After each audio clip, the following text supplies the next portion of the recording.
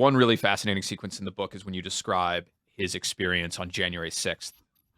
He was at the Capitol. Describe that day for us and what he experienced specifically. Yeah, well, it really starts a few days earlier on January 2nd. He got a text from Angus King, the senator from Maine, saying, "Hey, call me. It's important." Romney calls him, and he finds out from Angus King that people in the Pentagon have been tracking kind of right wing extremist chatter online. And, there's some concern about Mitt Romney's personal safety on January 6th, the day that the President Trump is going to hold this big rally to stop the steal, right? But there's all kinds of other threats, right?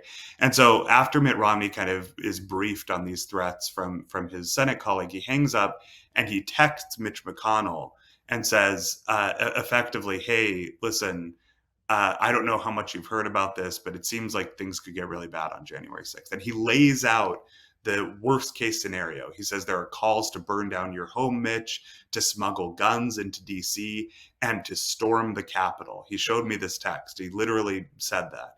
And he said, I hope that we have sufficient security protocols in place, but I'm concerned that the person who commands the National Guard is the one instigating the unrest, the president, right?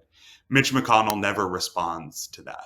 Which is staggering, And absolutely so, astonishing that he never yeah. responded to that text. So you can imagine 4 days later when Mitt Romney is in the Senate chamber, and he's getting texts from his aide, how he feels about this, right? So he has an aide who's corresponding with the Capitol Police and kind of telling him, "Hey, things are getting pretty bad out here.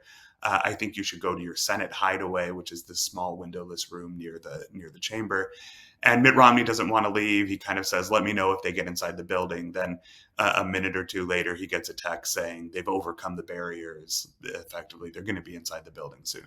So Mitt Romney leaves the chamber, starts to head to his hideaway, and as he's walking to the hideaway, he sees a Capitol Police officer sprinting in the opposite direction and tells him, "Get back inside the chamber. Like, you're not safe out here. Get back inside."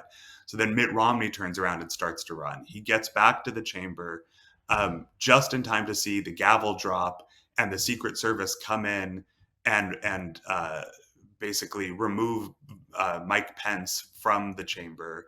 And all of a sudden, the whole room like turns over to chaos. There's security officials yelling at the senators to get further inside. They're trying to close and lock the doors.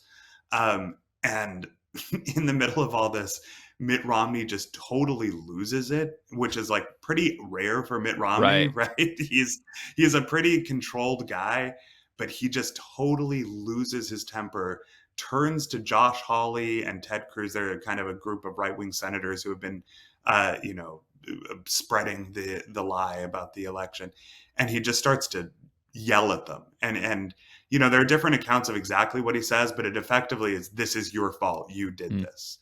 And I think it just speaks to how angry he was about not just, Donald Trump lying about having lost the election, but how many of his colleagues who he believes, he told me Ted Cruz and Josh Hawley are some of the smartest people in the Senate. And he Right. said, it's just it's so disingenuous, right? He knows that they don't actually believe the lies that Donald Trump is telling, but they have to pretend to kind of appease the Trump base. And that more than anything drives Mitt Romney crazy.